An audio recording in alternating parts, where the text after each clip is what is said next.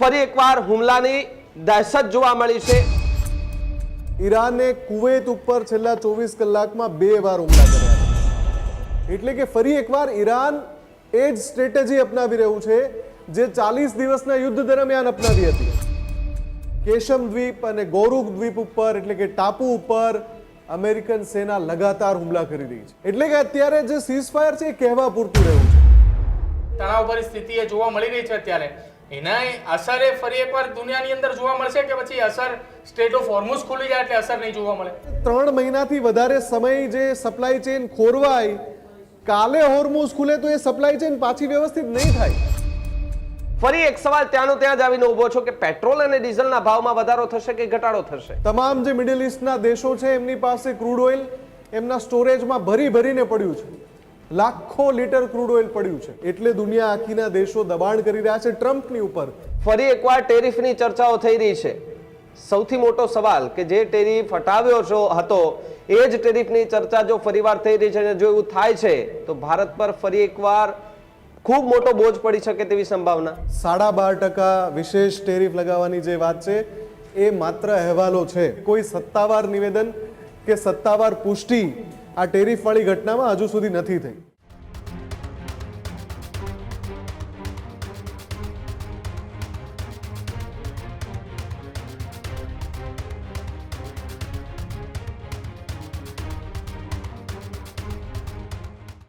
નમસ્કાર, અમારી વિશેષ રજૂઆત ગર્જનાદ સાથે હું છું ભાવિક અને હું છું પ્રદીપ। આજના ગર્જનાદમાં ચર્ચા કરવી છે કે હવે આ યુદ્ધનું અંત ક્યારે આવશે।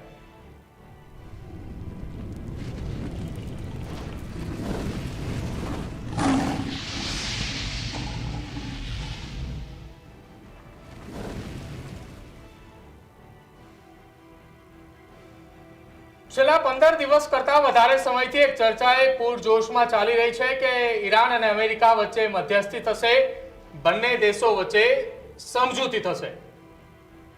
પરંતુ બંને દેશોની સમજૂતીની ચર્ચાઓની વચ્ચે ઇઝરાયલે લેબનન પર હુમલા કરવાની શરૂઆત કરી તો ઈરાને ઇરાક પર હુમલા કરવાની શરૂઆત કરી।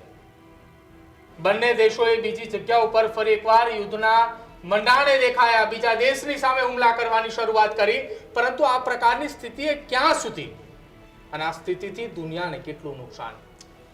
પ્રદીપ, અલગ અલગ 3 મુદ્દાઓ છે કે પેટ્રોલ ડીઝલનો ભાવ ફરી આસમાને જશે કે ફરી એકવાર એમાં ઘટાડો થાય તેવી સંભાવના, ફરી એકવાર હુમલાઓ જે છે તે એકબીજા પર શરૂ થઈ ચૂક્યા છે અને હવે સૌથી મોટી વાત, ફરી એકવાર ડોનાલ્ડ ટ્રમ્પ એ ટેરિફની ચર્ચા કરતા જોવા મળ્યા છે, દાવાઓ કરવામાં આવી રહ્યા છે। આ 3 અલગ અલગ મુદ્દાઓ છે, એને મુદ્દે જ આજે ગર્જનાદ કરવો છે। આપણી સાથે મુફદ્દલ જોડાયા છે ન્યૂઝરૂમથી, સીધા એમની સાથે ચર્ચા કરીએ અને આજના ગર્જનાદની જે છે તે શરૂઆત કરીએ। મુફદ્દલ, જે રીતે 3 અલગ અલગ મુદ્દાઓ એ આપણે કહ્યા છે, પેટ્રોલ ડીઝલના ભાવને લઈને ફરી એકવાર હુમલાની દહેશત જોવા મળી છે અને ટેરિફની ચર્ચાઓ થઈ રહી છે। સૌથી મારો પહેલો સવાલ આપને કે ફરી એકવાર એ ધીમી ધીમી ચર્ચાઓ, યુદ્ધની સ્થિતિ થોડી ગરમાતી જોવા મળી રહી છે, માહોલ બગડતો જોવા મળી રહ્યો છે। ફરી એક સવાલ ત્યાંનો ત્યાં જ આવીને ઉભો છો કે પેટ્રોલ અને ડીઝલના ભાવમાં વધારો થશે કે ઘટાડો થશે? જો ભાવિક, સૌથી પહેલા તો જે સિચ્યુએશન છે મિડલ ઈસ્ટમાં એની વાત કરી લઈએ। એક પીસ ડીલ એટલે કે એક ડ્રાફ્ટ તૈયાર થયો છે અને એ જે ડ્રાફ્ટ છે એના ઉપર સહી કરવા ઉપર આખી વાત અટકી છે। હવે સહી કરે એ પહેલા સમય જે વીતી રહ્યો છે એ સમયની વચ્ચે નાના મોટા છમકલા જે થઈ રહ્યા હતા એ છમકલા હવે મોટું સ્વરૂપ ધારણ કરી રહ્યા છે। મોટું સ્વરૂપ કઈ રીતે? અત્યાર સુધી હોર્મુઝને બંધ કરીને ઈરાન બેસી ગયું હતું, સામે છેડે અમેરિકન નેવીએ ગલ્ફ ઓફ ઓમાનમાં બ્લોકેડ કર્યું હતું અને ત્યાં નાની મોટી ચકમક જર્યા કરતી હતી।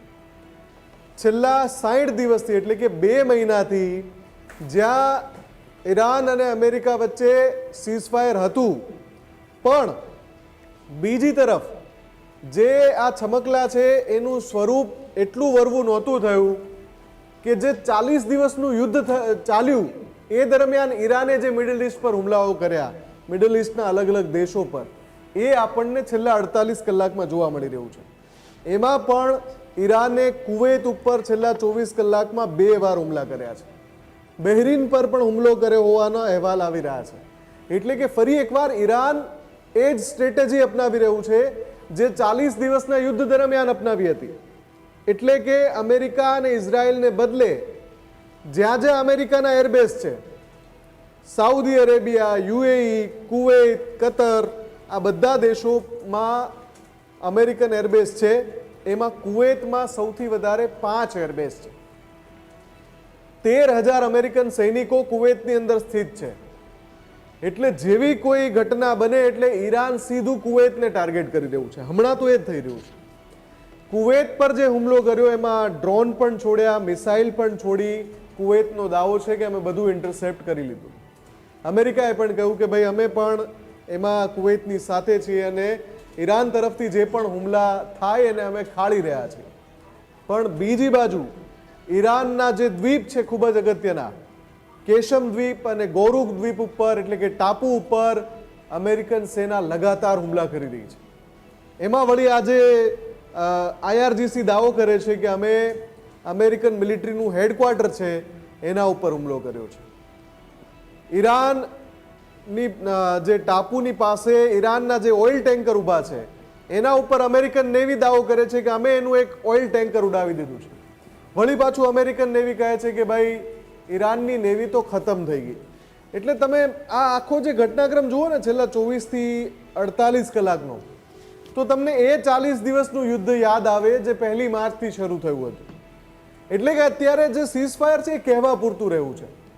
અને જે તકરાર અત્યારે થઈ રહી છે, જે રીતે મિડલ ઇસ્ટમાં ફરીથી ડ્રોન, કેમ કે આ જે મેં વાતો કહી એમાં અમેરિકાના 2 સૌથી મોંઘા ડ્રોન પણ ઈરાને તોડી પાડ્યા, એ રહી ગઈ. એટલે એ ઘટના પણ છે 48 કલાકમાં જ સામેલ છે. MQ-1 ડ્રોન અમેરિકાનું જે સૌથી એડવાન્સ્ડ, આખી દુનિયામાં એટલું એડવાન્સ ડ્રોન કે એને અભેદ કહેવાતું હતું, MQ-1 ડ્રોન, એને પણ ઈરાને તોડી પાડ્યું. એટલે દરેક મોરચે ઈરાન એવું સાબિત કરે છે કે એ ચડિયાતું છે. અમેરિકા ભલે ગમે એવી એડવાન્સ ટેકનોલોજીના દાવા કરે પણ એ ચડિયાતું છે અમેરિકા કરતા, એવું ઈરાન સાબિત કરી રહ્યું છે.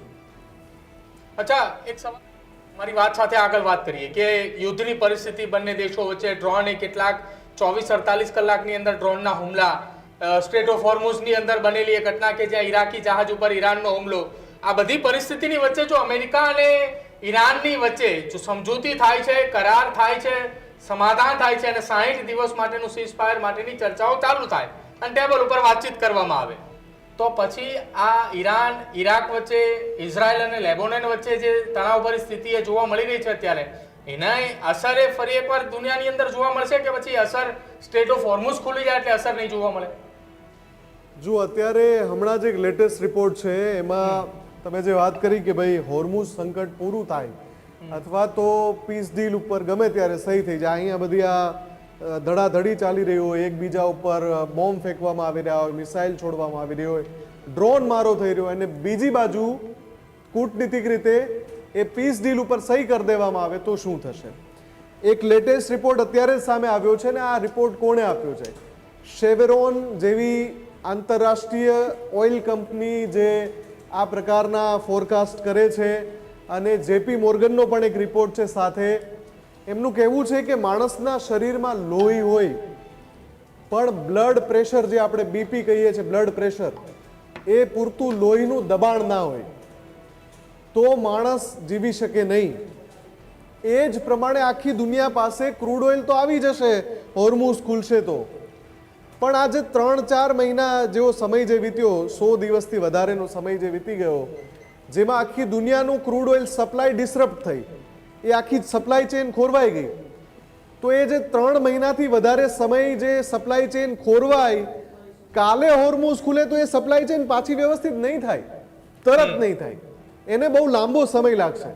અને એ બહુ લાંબો સમય લાગશે એટલે એનો અર્થ એવો થાય કે આ બધી ઓઇલ કંપનીએ જે લેટેસ્ટ રિપોર્ટ જેની હું વાત કરી રહ્યો છું, શેવરોન, જેપી મોર્ગન, એમણે કહ્યું કે લોકો ઈંધણ નહીં ખરીદી શકે એટલું ઈંધણ મોંઘું થઈ જશે. આપણને એવું લાગે કે આ વાત ડરાવવા જેવી છે, પણ એના ઘણા બધા કારણો છે, સમજવા પડે. તમામ જે મિડલ ઇસ્ટના દેશો છે એમની પાસે ક્રૂડ ઓઇલ એમના સ્ટોરેજમાં ભરી ભરીને પડ્યું છે, લાખો લીટર ક્રૂડ ઓઇલ પડ્યું છે, કેમ કે આ પુરવઠો સપ્લાયની આખી લાઈન ખોરવાઈ ગઈ. એટલે બધા જ દેશોએ પોતાની પાસે જે સ્ટોરેજ કેપેસિટી હતી એમાં ક્રૂડ ઓઇલનું સ્ટોરેજ કર્યું. સૌ જાણે છે કે ક્રૂડ ઓઇલના જે કૂવા છે એમાં એકવાર ક્રૂડ ઓઇલ નીકળવું શરૂ થાય પછી ટેકનિકલી એને રોકી નથી શકાતું, સીમિત કરી શકાય, રોકી નથી શકાતું. એટલે એને ક્યાંક ને ક્યાંક સ્ટોરેજ કરવું પડે. હવે આ જે ઘટના બની 3, સવા 3, સાડા 3 મહિનાની, એમાં આ બધા જ દેશો પાસે ભરી ભરીને ક્રૂડ ઓઇલનો ભંડાર એકઠો થયો છે. હવે બધો જ ભંડાર એ દેશોની અંદર છે. આખી દુનિયાના હજારો કિલોમીટર લાંબા જે સમુદ્ર માર્ગ પર એ ઓઇલ હોવું જોઈએ અને અલગ અલગ દેશોના બંદરગાહ પર એ ઉતરવું જોઈએ, એની બદલે જે તે દેશ જે ઉત્પાદન કરે છે એના સ્ટોરેજમાં પડ્યું છે. એ પહોંચતા મહિનાઓ લાગી જશે અને જ્યારે જે તે દેશના બંદરગાહ પર પહોંચશે ત્યારે એ સપ્લાય ચેઇન પૂર્વવત થઈ એવું કહેવાશે. ત્યાં સુધી આખો મામલો ખોરવાયેલો રહેશે. એને સમય 1 મહિના 2 મહિના, જો કાલે હોર્મુઝ ખુલી જાય, કાલે પુરવઠો બધે જવા લાગે તો પણ એ આખી સપ્લાય ચેઇનને પૂર્વવત થતા 1 મહિનો 2 મહિના 3 મહિનાનો સમય લાગી શકે છે. એટલે આપણા બધાની ઉપર પેટ્રોલ, ડીઝલ સહિત જેટલા પણ ઈંધણ છે એના ભાવ વધારાની લટકતી તલવાર છે. કેમ કે કાલે સ્થિતિ સામાન્ય થઈ જાય તો પણ પુરવઠો સામાન્ય નથી થવાનો. મેં જેમ કહ્યું એમ કે માણસના શરીરમાં લોહી હોય પણ લોહીનું દબાણ એટલે પુરવઠો પ્રોપર ના હોય તો એ પછી આખી વ્યવસ્થા ખોરવાયેલી કહેવાય. અને ખોરવાયેલી વ્યવસ્થાનું સૌથી પહેલું પરિણામ એ જોવા મળે કે આપણને પેટ્રોલના ભાવમાં 2 રૂપિયા, 3 રૂપિયા, 5 રૂપિયા કે 10 રૂપિયાનો વધારો જોવા મળે. એટલે ભાવ ઘટાડાની વાત કરવી તો બહુ દૂર છે. અત્યારે આપણે ચિંતા એ કરવાની છે કે જો કાલે હોર્મુઝ ખુલી જાય તો પણ ભાવ સ્થિર રહેશે ખરા?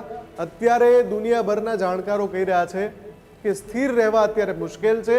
કેમ કે આંતરરાષ્ટ્રીય બજારો પણ તૂટી રહ્યા છે. શેર માર્કેટની વાત કરું છું, એ પણ ક્રેશ થઈ રહ્યા છે.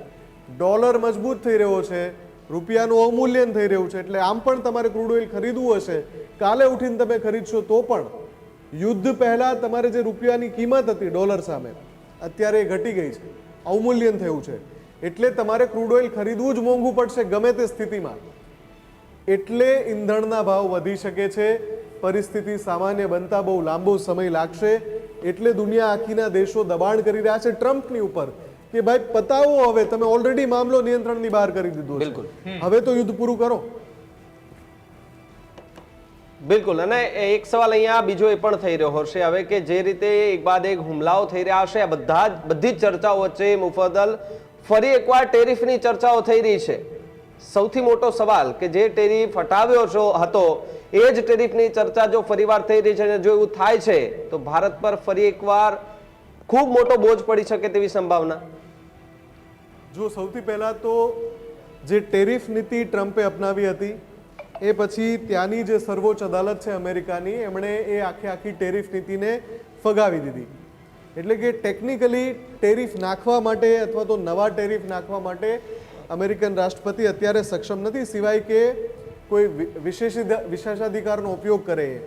પણ જે અત્યારે પ્રસ્તાવિત વાત સામે આવી છે કે 12.5%નો નવો ટેરિફ, કોઈ અલગ નામથી, એને ભલે આપણે ટેરિફ કહીએ પણ એ કોઈ અલગ નામથી એક નવો ટેક્સ ઊભો કરી દે, એ રીતે 12.5%નો ટેરિફ ભારત અને ચીન પર વધારાનો લાગી શકે છે. અમેરિકા એવી કોશિશ કરી રહ્યું છે કે એવું થાય અને ટ્રમ્પનો એવો પ્લાન છે, આ પ્રકારનો અહેવાલ છે. પણ જ્યાં સુધી મને લાગે છે ત્યાં સુધી અમેરિકામાં જે ત્યાંની સર્વોચ્ચ અદાલતે આખો મામલો ફગાવી દીધો અને જે ટેરિફ ટ્રમ્પે લાગુ કર્યા હતા એને જ નિરસ્ત કરવાની વાત કરી દીધી. એટલે કે એ ટેરિફને અસર શૂન્ય કરી દેવાની વાત કરી. તો આ જે સંભાવનાઓ છે એ ખૂબ ઓછી છે અત્યારે. અને બીજું કે જ્યારે હોર્મુઝ સંકટ છે એવા સમયે નવો ટેરિફ બોમ્બ નાખીને જે આખી અમેરિકાની ઇકોનોમી પણ અત્યારે સંકટમાં છે. સંકટમાં એ રીતે કે ત્યાં પણ ક્રૂડ ઓઇલ મોંઘું થઈ રહ્યું છે અથવા તો ત્યાં પણ સ્થાનિક બજારોમાં ઈંધણ મોંઘું થઈ રહ્યું છે. ત્યાં પણ ચીજવસ્તુઓના ભાવમાં ખૂબ વધારો છે, ફુગાવો વધી રહ્યો છે. ત્યાં પણ વ્યાજ દરોને લઈને લગાતાર ચર્ચાઓ થઈ રહી છે અમેરિકાની અંદર. એવા સમયે ટેરિફનો અલગથી બોમ્બ નાખીને વિશ્વને વધુ એ ગરતામાં નાખવાની કોશિશ ન થાય એવું લાગે છે. પણ જેમ આપણે અત્યાર સુધી ટ્રમ્પની મેડમેન થિયરીની વાત કરી કે ટ્રમ્પ ગમે તે કરે, એક ગાંડો માણસ કરે એ પ્રકારની હરકતો, એ પ્રકારના નિર્ણયો ટ્રમ્પ લેવા માટે જાણીતા છે. તો બની શકે કે ટેરિફવાળી ઘટના આવે, પણ જ્યાં સુધી આ આખું ઈરાન યુદ્ધ પૂરું ન થાય ત્યાં સુધી મને નથી લાગતું કે એનો કોઈ અમલ થશે. બીજી વાત એ કે હમણાં જ તે ભારતના જે વાણિજ્ય મંત્રી છે એમણે નિવેદન આપ્યું હતું કે અમેરિકા સાથે જે ડીલ છે એ ક્લોઝ થવાની તૈયારીમાં. બીજી તરફ જે અમેરિકામાં ભારતમાં અમેરિકાના જે રાજદૂત છે સર્ગિયો ગોર, એમણે પણ કહ્યું કે યુએસ અને ઇન્ડિયા વચ્ચેની જે ટ્રેડ ડીલ છે એ હવે લગભગ લોક થવાની તૈયારી છે. એટલે જો એ ડીલ લોક થઈ જશે તો પછી ટેરિફ જે પણ આવે અથવા તો વધારાનો ટેક્સ જે પણ આવે એ ડીલમાં જે નક્કી થયું હશે એ અંતિમ હશે. પણ અત્યારે સૌથી પહેલી પ્રાયોરિટી આ યુદ્ધની પૂર્ણાહુતિ હોવી જોઈએ, કેમ કે જે રીતે ઈરાન તૈયારી કરી રહ્યું છે અને ઈરાનથી જે અહેવાલો આવી રહ્યા છે, ઈરાને પોતાની જે લોન્ચર ફેસિલિટીઝ હતી જેને નુકસાન થયું હતું આ 40 દિવસના યુદ્ધમાં, એ લગભગ 80% રિસ્ટોર કરી લીધી છે. એટલે હુમલો કરવાના એના જે લોન્ચ પેડ છે એ IRGC એ ફરીથી ઊભા કરી દીધા છે. એટલે ટ્રમ્પ, હું નથી માનતો કે એ એવી ભૂલ કરે ફરીથી કે યુદ્ધ પાછું આરપારનું શરૂ કરી દે, પણ આમાં ઇઝરાયલનો કોઈ ભરોસો નથી. હમણાં જ આપણને ખબર છે કે ટ્રમ્પ અને નેતન્યાહુ વચ્ચે એક ટેલિફોનિક ટસલ થઈ ગઈ અને એમાં ટ્રમ્પે એમને કદાચ પાગલ પણ કહી દીધા, એવું એક્ઝિયોસનો દાવો છે. એ પ્રકારની જ્યારે ઘટના બની હોય તો નેતન્યાહુ કોઈ પણ કારણ કાઢીને ઈરાન પર હુમલો કરી દે એવી સંભાવના વધારે છે. ટ્રમ્પ તરફથી નહીં થાય, અમેરિકા તરફથી નહીં થાય, પણ ઇઝરાયલ કદાચ પાછો હુમલો કરી દે એવું બની શકે. એટલે ચિંતાઓ છે કે ટ્રમ્પ જલ્દીથી લોક કરે તો પછી ઇઝરાયલ પણ પાછળથી કોઈ સળી ના કરે. પણ અત્યારે તો એ કારણ આપી શકે કે ભાઈ એ IRGC હુમલો કરી રહ્યું છે એટલે અમે વળતો જવાબમાં હુમલો કર્યો. એટલે ઉતાવળ છે કે જલ્દીથી પીસ ડીલ લોક થાય. અચ્છા મુફદ્દલ, આ બંને દેશોની સમજૂતી કરાર વચ્ચે પાકિસ્તાને છેલ્લા કેટલાક સમયથી હવાત્યા મારે છે. તહેરાનની અંદર બેઠકની અંદર પાકિસ્તાનના નેતાઓ, અધિકારીઓ ત્યાં પહોંચે. વોશિંગ્ટન ડીસીની અંદર પણ પાકિસ્તાની વિદેશ મંત્રી ત્યાં પહોંચ્યા હતા, ત્યાં પણ બેઠક થઈ હતી. આ બેઠકોનો દોર થઈ રહ્યો છે. તમને એવું લાગી રહ્યું છે વાત એ માત્ર પરમાણુ મુદ્દે અથવા તો વાત એ માત્ર સમજૂતી માટે એકાદ એવા બે મુદ્દા હોય કે જેના માટે આ વાત અટકી છે, સમાધાન માટેની, સીઝ ફાયર માટેની? જો આખી વાતમાં પાકિસ્તાનની આપણે ચર્ચા કરીએ, ઇસ્લામાબાદ ટોક્સ થઈ અને એમાં ઈરાનથી પણ વિદેશ મંત્રી સૈયદ અબ્બાસ અરાકચી તહેરાન આવ્યા અને અમેરિકાથી પણ આખું એનું ડેલિગેશન આવ્યું. એમાં સ્ટીવ વિટકોફ જે ટ્રમ્પના વિશેષ દૂત છે અને જેરેડ કુશનર, આ બંને પણ ત્યાં આવ્યા. અને અમેરિકાના જે ઉપરાષ્ટ્રપતિ છે એ પણ ત્યાં આવ્યા. પણ એ વાતચીતમાંથી કંઈ નીકળ્યું નહીં. એ પછી ફરીવાર પાકિસ્તાને કોશિશ કરી, પણ ફરીવાર એ બંને ડેલિગેશનને ઇસ્લામાબાદમાં ભેગા ન કરી શક્યા. પાકિસ્તાન જે પણ કરી રહ્યું છે આખી દુનિયાને ખબર છે. અસીમ મુનીર અને શહેબાઝ શરીફ, આ બંનેનો એક જ આશય છે અને એ આશય છે પાકિસ્તાનના જે કેટલાક કામ અટકી પડ્યા છે, જે કેટલીક લોનના દેવા છે, એમાં કઈ રીતે અમેરિકા પાસેથી ફાયદો લઈ શકાય. અમેરિકા તો પાકિસ્તાનની પૂંછડી પર પગ મૂકીને ઊભું જ છે, કેમ કે એમની પાસે ઘણા બધા મુદ્દા છે. પણ પાકિસ્તાન જે કરી રહ્યું છે એમાં એને વૈશ્વિક શાંતિ સાથે કશું લેવા દેવા નથી. પાકિસ્તાનનો પોતાનો સ્વાર્થ છે એમાં. અને બહુ સંભાવના એવી પણ છે કે પાકિસ્તાન જે પણ કરી રહ્યું છે, આ પીસ ડીલ માટેની કોશિશો કરી રહ્યું છે, એમાં બેકડોરમાં એમને જે આદેશ મળતા હોય, કેમ કે પાકિસ્તાન મોટા ભાગે આદેશો ઉપર કામ કરે છે. યા તો અમેરિકા એને આદેશ કરે યા તો પછી ચીન આદેશ કરે. ટ્રમ્પ ચીનમાં જઈને આવ્યા, બંને રાષ્ટ્રો વચ્ચે કોઈ એવા વિશેષ કરાર ન થયા. જેવી ટ્રમ્પને આશા હતી એવું કશું થયું નહીં. એ પછી પણ ચીન તરફથી પાકિસ્તાનને આદેશો મળતા હશે કે હવે તમે આ સ્ટેપ લો, હવે તમે આ સ્ટેપ લો. એટલે બેકડોર જે રશિયા અને ચીનની ભૂમિકા છે હવે આખી દુનિયાને ખબર છે. ઈરાનની સાથે રશિયા અને ચીન બંને છે. તો પાકિસ્તાન તો અહીંયા વચેટિયાની ભૂમિકામાં છે અને એવો વચેટિયો છે કે જી સર બોલો, તમારે શું કરાવવાનું છે. યા તો અમેરિકા એને આદેશ કરે યા તો ચીન આદેશ કરે. બહુ સંભાવના એવી છે કે જે અત્યારે ઉછળકૂદ કરે છે પાકિસ્તાન, એમાં મેં જેમ પહેલાં કહ્યું એના સ્વાર્થ તો 100% છે, પણ ચીનના આદેશ પણ છે જે એને માનવા પડી રહ્યા છે. એના કારણે આ બધું થઈ રહ્યું છે. સરવાળે પાકિસ્તાનથી આ પીસ ડીલ પૂરી નથી થવાની. એ નક્કી છે. પીસ ડીલ તો ત્યારે થશે જ્યારે અત્યારે જે ડિપ્લોમેટિક ચેનલથી જે મેસેજની આપલે થઈ રહી છે અને એમાં જે શરતો ડ્રાફ્ટમાં સમાવવાની વાત થઈ રહી છે, અમેરિકા એમ કે આ શરત એડ કરો ને ઈરાન એમ કે આ શરત એડ કરો, એવું હોઈ શકે છે. બાકી પાકિસ્તાનથી બીજું કશું આમાં વિશેષ થાય એવું લાગતું નથી. અચ્છા, પાકિસ્તાનથી વિશેષ ન થવાની વાત છે. હવે આખી આ ઘટનાની અંદર અત્યારે ફરી એકવાર ડોનાલ્ડ ટ્રમ્પે, આપણે જેમ પહેલા ચર્ચા કરી, ટેરિફનું ભૂત એ ફરી એકવાર ધૂણ્યું છે. મુફદ્દલ, ભૂતકાળની અંદર જ્યારે ટેરિફનું ભૂત એ ડોનાલ્ડ ટ્રમ્પ ઉપર જ્યારે ધૂણ્યું હતું ત્યારે મને ખ્યાલ છે કે લગભગ એકાદ મહિનાની અંદર 3-4 વખત અલગ અલગ તેમના સ્ટેટમેન્ટ, કોઈ દેશ ઉપર પહેલા 24 કલાક પહેલા 5% ટેરિફ હોય, 24 કલાક બાદ એ દેશ ઉપર 10% ટેરિફ હોય. આ ટેરિફની નીતિની સામે ભારતીય વિદેશ મંત્રાલય અથવા તો ભારત સરકારે કોઈ મુંહતોડ જવાબ ના આપી શકે? કેમ કે ભૂતકાળની અંદર પણ થોડા દિવસ પહેલા જ થોડા દિવસ પહેલા જ અમેરિકાના વિદેશ મંત્રીએ ભારત આવ્યા હતા. ભારત આવી વાતચીત કરી, ટ્રમ્પ એ ટેલિફોનિક વાતચીત કરે, તેમ છતાં આ પ્રકારની એ સીધી જે ટેરિફ લગાવવાની વાતચીત. જો અત્યારે જે ટેરિફ લગાવવાની વાતચીત અથવા તો ટ્રમ્પનો ભારત ઉપર અને ચીન ઉપર 12.5% વિશેષ ટેરિફ લગાવવાની જે વાત છે એ માત્ર અહેવાલો છે. હજુ જ્યાં સુધી ટ્રમ્પ પોતાના પેલા ટ્રથ ઉપર આમ મોટું લાંબુ લચક લખાણ ન મૂકી દે ત્યાં સુધી એને માની શકાય નહીં, કેમ કે કોઈ સત્તાવાર નિવેદન કે સત્તાવાર પુષ્ટિ આ ટેરિફવાળી ઘટનામાં હજુ સુધી નથી થઈ. વાત તમે જે કરી કે જે વારંવાર અમેરિકા ટેરિફ બોમ્બ નાખવાની ધમકી આપે છે ભારત ઉપર પણ, તો ભારતની પ્રતિક્રિયા શું હોઈ શકે? જ્યારે હમણાં જ જે ક્વાડની બેઠકમાં પણ માર્કો રૂબિયો આવ્યા હતા, તો ભારત અને અમેરિકા વચ્ચે ટ્રેડ ડીલ છેલ્લા ઘણા મહિનાઓથી ચાલી રહી છે. એ ટ્રેડ ડીલ પર સાઇન એવી જ રીતની વાત છે જેવી રીતે ઈરાન અને અમેરિકા વચ્ચે પીસ ડીલ પર સાઇન કરવાની બાકી છે. એવી જ રીતે ભારત અને અમેરિકા વચ્ચે એક બહુ લાંબા ગાળા માટેની ટ્રેડ ડીલ થવા જઈ રહી છે. એ ટ્રેડ ડીલમાં 99% કામ પતી ગયું છે.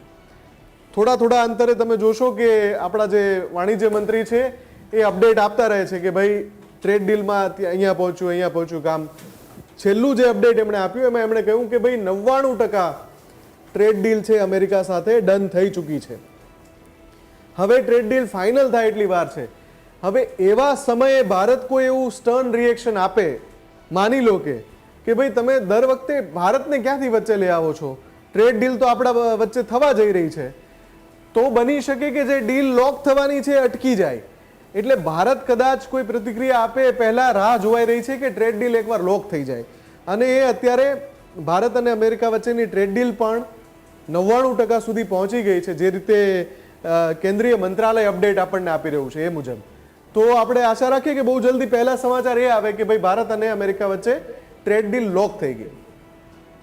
બિલકુલ, આભાર મુફદ્દલ જોડાવા બદલ.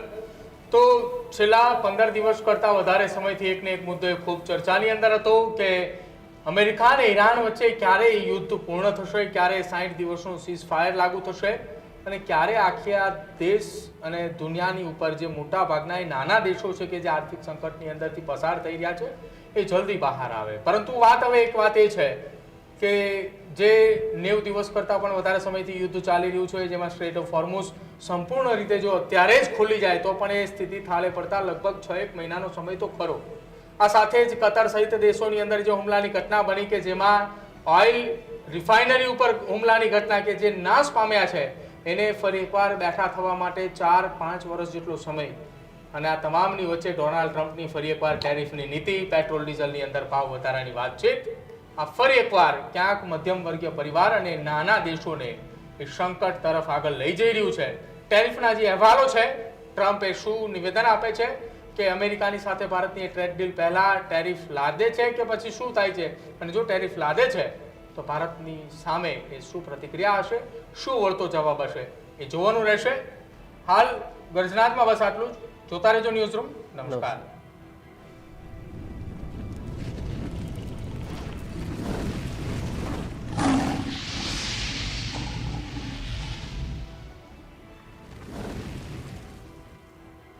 ત્યારે જ ન્યૂઝરૂમ ગુજરાતની યુટ્યુબ ચેનલને સબસ્ક્રાઇબ કરો અને ઇન્સ્ટાગ્રામ અને ફેસબુક પર ફોલો કરો. અપડેટ રહો, સત્યની સાથે રહો.